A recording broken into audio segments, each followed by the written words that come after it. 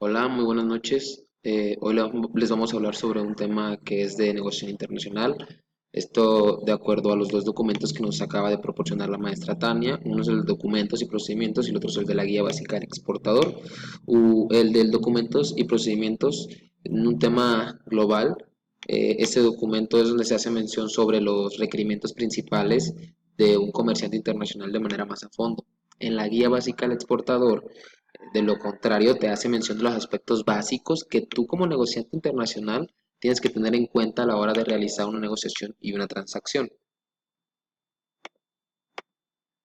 Eh, ¿Cuáles son los temas que vienen en el tema en el documento de documentos y procedimientos? Son documentos que debes de tener para una negociación de comercio exterior, la vinculación aduanal, los documentos de transporte, las normas de origen, los procesos del despacho, el uso de herramientas gubernamentales que son de suma importancia. Y la guía básica del exportador te define en sí qué es la exportación, por qué tienes que exportar, eh, el proceso de exportar el producto y el mercado al que se va a ir y todas las regulaciones que en el mercado emanan. Los documentos y los trámites que son requeridos en el mercado a donde tú deseas exportar. Bueno, ¿cuáles son los documentos? Según el artículo 36 de la ley aduanera, nos establece que quienes introduzcan o extraigan mercancías en el territorio nacional están obligados a transmitir a las autoridades aduaneras en el sistema electrónico aduanero el documento que es el pedimento, que es el más importante en nuestra carrera. Y después de esos vienen todos los demás, que es la factura comercial, la factura pro forma, la manifestación de valor, el conocimiento de embarque, la lista de empaque, el certificado de origen y el certificado de peso y volumen. En la factura comercial internacional o commercial invoice, el llenado básico de esta es muy básico, literalmente no es necesario tener un conocimiento aduanero como tal, pero hay que tener mucho cuidado en este aspecto. La referencia al pedido o la factura pro forma, las fechas y los nombres y direcciones comerciales de comprador y vendedor de los dos, de ambos se necesitan, la denominación precisa sin errores. Si hay un cambio, se debe de hacer un adeudum y se debe demostrar también el adeudum la cantidad de las mercancías y precios, datos necesarios para la denominación de la base imponible del impuesto, el tipo impositivo o tipos impositivos, el precio unitario y total de las mercancías de la divisa pactada, esto depende del comprador y del vendedor. Las formas y condiciones de pago, esas también se pactan ahí y se escriben conforme hayan quedado pactadas entre comprador y vendedor. El Incoterm utilizado, el número de identificación fiscal, la forma y plazo de pago también. Se debe especificar el origen de las mercancías, los medios de transporte pactados debido al Incoterm que se está utilizando, el código TARIC y las cláusulas de dominio. Bueno, aquí hay dos, que es una manifestación de valor y cuáles son los métodos de valoración. ¿Qué es la manifestación de valor? El importador podrá optar por rendir una manifestación por un periodo de 6 meses. Para ello no se es necesario a que se acompañen las facturas. Para lo que se entregan en original, acopia al agente aduanal antes de que éste formule el pedimento. Se tienen que entregar antes de que éste formule el pedimento. Al optar por rendir el periodo de 6 meses, se llenará de forma obligatoria únicamente en los siguientes campos. Datos del vendedor o remitente extranjero, la vinculación, los datos del importador o el agente o apoderado aduanal. ¿Cuáles son las diferencias entre la factura comercial y la factura pro forma internacional? Bueno, aquí hay una de las diferencias. En la factura pro forma es necesario especificar en la parte superior que es una factura pro forma. En la factura comercial no. Se modifica la numeración en la factura pro forma.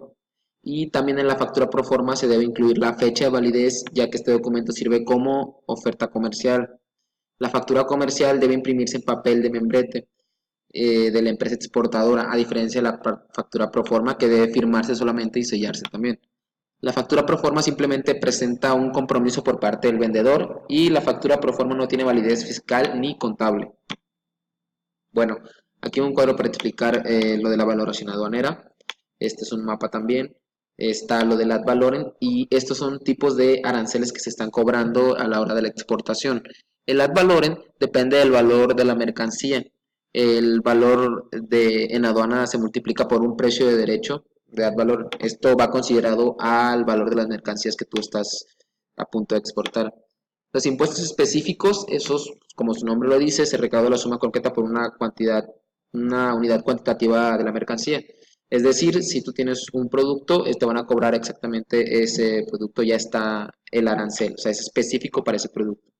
Y por ejemplo, aquí está en el ejemplo que si este producto tenemos un celular, por ejemplo, este producto ya tiene $1 por artículo o por unidad y si tú pagas 1000, vas a pagar $1000 por cada producto que lleves. Después están los mixtos, que estos son el cobro de ambos, del ad valorem y de los específicos. Y bueno, también vamos a hablar sobre lo que es la vinculación aduanal, que es la relación existente entre el comprador y el vendedor de las mercancías en el mercado internacional. Esto da lugar al precio pagado por pagar que no sea el de libre competencia. ¿Qué queremos decir con esto? Que es básicamente el acuerdo que se lleva entre el comprador y el vendedor. Las importaciones realizadas por agencias, los distribuidores exclusivos y las empresas con licencias de fabricación son uno de los ejemplos que se tienen como vinculación aduanal. De hecho, se pueden juntar entre, por ejemplo, una importación por agencia con una empresa que tiene una licencia de fabricación. Los documentos de transporte, existen diversos medios de transportes para el manejo de mercancías, eso tenemos que saberlo, es un tema muy interesante porque de esto depende mucho el uso de estos documentos. Por ejemplo, la carta aporte se le da a ya que la empresa está aportando las mercancías. El conocimiento de embarque es ya que el transportista da fe de recibido de la mercancía para su transporte. El talón de embarque es el documento que se entrega al transportista al remitente de la carga.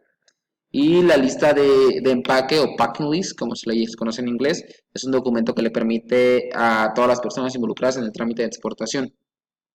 Puse un tema aquí que es el certificado de origen y es que ese tema se tiene que verificar también porque el certificado de origen avala que todas las mercancías son de un lugar en específico, o sea, da existencia a esas mercancías de una región o de un país. Las normas de origen, que esas también existen dos, las normas de origen son los criterios necesarios para determinar la procedencia nacional de un producto, según la OMC. Y las normas de origen son de una suma importancia para aplicar las preferencias comerciales, los contingentes, las medidas antidoping y los derechos compensatorios, y estos pueden cambiar según el origen de los productos importados. Eso ya depende de lo que tú estés tratando de exportar o importar. En las que las normas de origen se encuentran los requisitos que tienen que cumplir los productores o exportadores. Bueno, aquí tenemos todo lo que es el proceso del despacho aduanal, en resumidas cuentas, claro, porque es un proceso muy largo. Sin embargo, pues aquí los tengo numerados. El 1, que es presentar el pedimento L1 al verificador. De ahí se realiza la revisión documental del pedimento, se checa que todo esté bien y que avale que ya se ha pagado todo. Realiza la inspección ocular, eso lo tiene que hacer es simple vista nada más y revisar que lo que dice tu pedimento es lo que tienes ahí. Y las mercancías no susceptibles de importarse por ese esquema. Depende de la certificación que tú tengas. Si es sí, se rechaza la operación solicitando el apoyo a la OCE para el retorno al extranjero del vehículo de la mercancía. Si es no, se entrega el pedimento al operador de módulos. Se activa el MCA imprimiendo el resultado del pedimento, que es el reconocimiento aduanero, el famoso semaforazo. Si te da sí, se registra en el pedimento en el libro de gobierno. Si te da no, se registra en el libro igual también. Y después de si te da no, se entrega el pedimento a la agente aduanal. Si te da que sí, después de que se registró en el libro, se entrega el pedimento al verificador y se realiza la revisión física y documentada de la mercancía en presencia del agente aduanal. Después de eso se determina si hay una incidencia en las mercancías y conforme lo que tú estás pactando en tus documentaciones. Si hay una incidencia, bueno, se inicia un procedimiento administrativo o un PAMA, como nosotros lo conocemos en materia aduanal. Y si es no, pues se entrega el pedimento al agente aduanal y listo, es despachada la mercancía, vámonos. El uso de herramientas gubernamentales. Bueno, el BUSEM es una herramienta muy fácil de usar, de hecho, y esta herramienta sirve para tú mandar la documentación al gobierno y verificar que la documentación que tú estás proporcionando es correcta, es buena, este, facilita el cumplimiento de los RNNA, las previas al despacho de aduanero relacionado con 10 dependencias gubernamentales y 2 organismos reguladores, que son los que más o menos ahí tienen las regulaciones. Se garantiza la transparencia mediante la documentación que tú presentas. Se simplifica y homologa, automizar y potenciar las operaciones de comercio exterior. Y esto también da, que es el punto más importante, la facilitación de su logística. Bueno, seguimos con el uso de herramientas gubernamentales porque son muchas. El COBE también, que es un sistema que valida y recibe de manera anticipada la información de los documentos que comprueben el valor de las mercancías. Consta en descargar a Busen en ventanillas únicas toda la información de su factura o cualquier documento que compruebe el valor de la mercancía. Bueno, también tenemos al DODA, que es un documento que contiene un código QR y la firma digital del agente aduanal y el sello digital del SAT. Se genera con base a la información de los pedimientos que se encuentran validados y pagados. También tenemos al PITA, que en sus siglas es Proyecto de Integración Tecnológica Aduanera. Es una iniciativa integral que planea automatizar, facilitar y agilizar los procesos de entrada y salida de las mercancías en las aduanas del país. Su función o su propósito es optimizar la entrada y salida de las mercancías del territorio nacional. Tenemos también que es la exportación, para irlo entendiendo, esto es tema ya de la guía básica del exportador. Y bueno, la exportación es el envío legal de mercancías nacionales o nacionalizadas, dependiendo del régimen, para su uso o consumo en el extranjero. La ley nacional o la ley aduanera contempla dos tipos de exportación, la definitiva y la temporal. Depende también de la mercancía que tú desees exportar. La exportación definitiva se define en el artículo 102 de la ley aduanera como la salida de mercancías del territorio nacional para permanecer en el extranjero por tiempo ilimitado, perdón. Y la exportación temporal, esa sí es por un limitado tiempo, y lo dice aquí, es la salida de mercancías del territorio nacional para retornar posteriormente al país. Se realiza con el objeto de permanecer en el extranjero por tiempo limitado y con una finalidad específica para retornar al país en el mismo estado. Es decir, por ejemplo, si tú llevas una obra de arte a un país para un museo y que se exponga, bueno, se hace una exportación temporal porque solamente va a estar 2 semanas tal vez en ese museo dándose de muestra a las personas y se tiene que hacer el retorno de esta. Entonces, a esto se le llama exportación temporal. Sin embargo, si tú deseas exportar, por ejemplo, relojes, tienes que hacer una exportación definitiva. Pues, ¿por qué? Porque se van a quedar allá y van a ser para uso de la región donde tú deseas exportar. Las condiciones actuales, y es muy común leer y escuchar hablar sobre la globalización y que en México está insertado en esta tendencia mundial y bueno, tenemos que entender muy bien que la globalización es un tema muy importante y que aquí nos plantean dos preguntas muy buenas que dice cómo se ha insertado México en la globalización. Y creo que México se ha insertado muy bien en la globalización, sin embargo le hace falta un poquito más de apoyo de programas de fomento a la exportación para poder integrarnos bien a la globalización. Creo que apenas estamos empezando en ese tema de la globalización y debería de ser un poquito más apoyada este tema. ¿Para qué? Para que la economía vaya mejorando debido a todo esto. La balanza de pagos puede ir mejorando debido a las exportaciones, importaciones, con programa IMEX, traes mercancía y la vuelves a mandar, y etcétera, etcétera. Y en el ámbito empresarial, ¿cómo afecta la globalización de las empresas?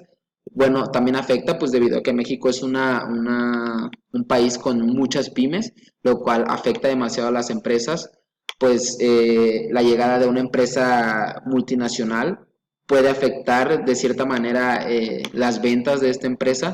Sin embargo, no es del todo mal, pues porque pueden haber alianzas de cierta manera para que puedan generar productos y poder mandarlos a otro país y a otra región.